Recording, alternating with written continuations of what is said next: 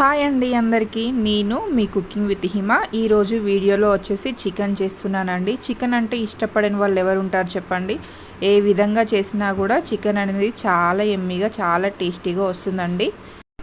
So ప్రాసెస్లోకి వెళ్ళిపోదామండి. ఇందులో వచ్చేసి ఈ వీడియోలో వచ్చేసి 1/2 kg వరకు చికెన్ తీసేసుకున్నానండి. 1/2 kg చికెన్కి 1/2 టేబుల్ స్పూన్ వరకు పసుపు యాడ్ చేశాను. పసుపు యాడ్ చేసిన తర్వాత 1 టేబుల్ స్పూన్ వరకు కారం యాడ్ చేస్తున్నానండి. తర్వాత అల్లం వెల్లుల్లి పేస్ట్ యాడ్ చేశాను. కారం అనేది మన ఇష్టం అండి, ఎంత తింటామో అంత యాడ్ చేసేసుకోవచ్చు. తర్వాత పెరుగు యాడ్ చేస్తున్నాను. పెరుగు వచ్చేసి 2 టేబుల్ స్పూన్స్ వరకు యాడ్ చేస్తున్నానండి. సో ఈ పెరుగు, అల్లము, కారం, పసుపు ఈ టోటల్ అన్నీ చికెన్కి పట్టేలాగా మంచిగా కలిపేసేసుకోండి ఒకసారి. ఇలా కలిపేసిన చికెన్ని ఎంత నానబెడితే అంత టేస్టీగా వస్తుందండి. సో మ్యాక్సిమం ఒక 1/2 అవర్ వరకు నానబెట్టేందుకు ట్రై చేయండి. కుదరకపోతే ఒక 20 మినిట్స్ వరకు రెస్ట్ ఇచ్చేసేయండి, మూత పెట్టేసేయండి. దీనికోసం అనేసి నేను ఆనియన్స్ వచ్చేసి 2 బిగ్ సైజ్వి తీసేసుకున్నానండి. 2 బిగ్ సైజ్ ఆనియన్స్ని ఇలా పీసెస్గా కట్ చేసేసుకొని అందులోనే పచ్చిమిర్చి కూడా యాడ్ చేస్తున్నానండి. ఎండుకారం, పచ్చిమిర్చి కాస్త చూసి యాడ్ చేసేసుకోండి. పచ్చిమిర్చి యాడ్ చేసిన తర్వాత పుదీనా యాడ్ చేస్తున్నాను. పుదీనా ఫ్లేవర్ అనేది నేను ఎప్పుడైనా ఎక్కువగా తీసేసుకుంటానండి.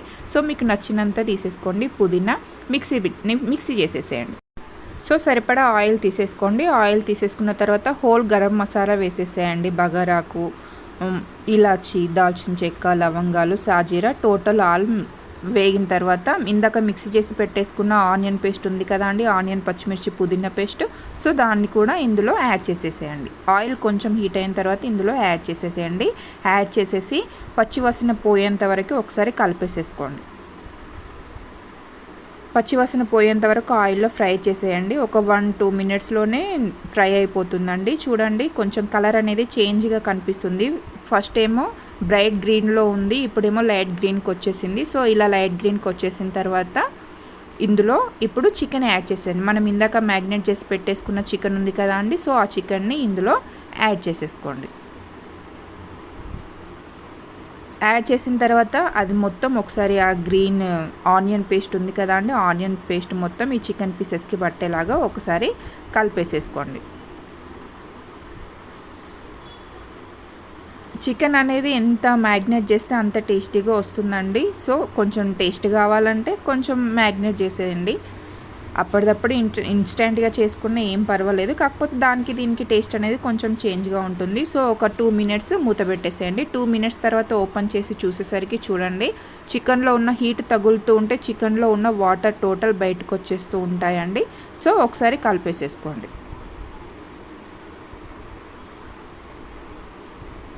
ఒకసారి కలిపేసేసుకొని మూత పెట్టేసేయండి. మూత పెట్టేసి ఒక 1-2 మినిట్స్ వరకు ఉంచేసేయండి.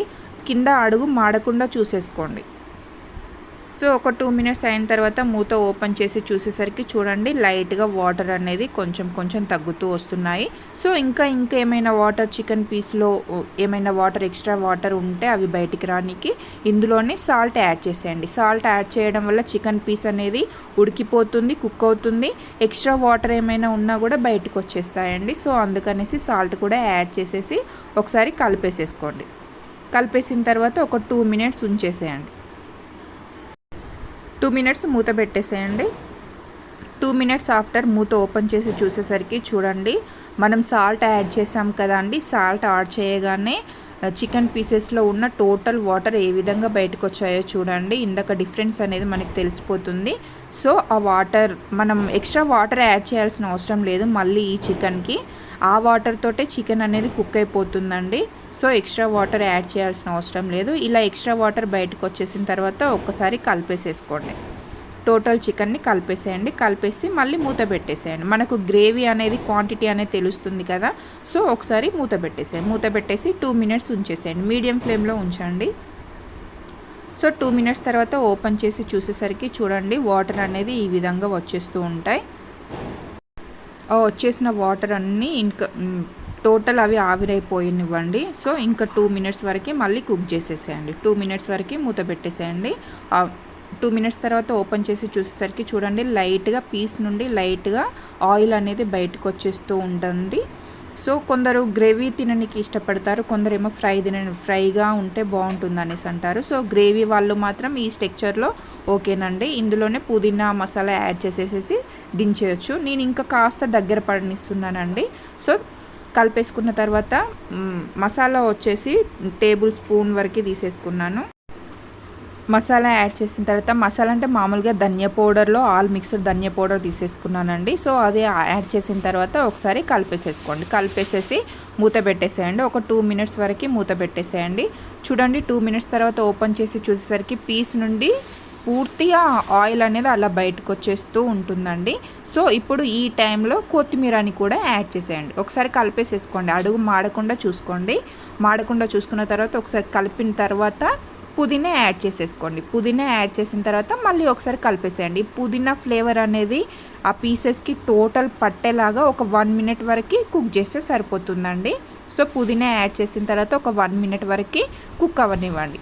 మూత క్లోజ్ చేసేయండి. మూత క్లోజ్ చేసేసి ఒక 1 మినిట్ వరకు కుక్ అయిన తర్వాత 1 మినిట్ తర్వాత ఓపెన్ చేసి చూసేసరికి చూడండి పర్ఫెక్ట్గా వచ్చేసిందండి. పీస్ నుంచి ఆయిల్ అనేది చూడండి ఎంత సపరేట్ అవుతుందో.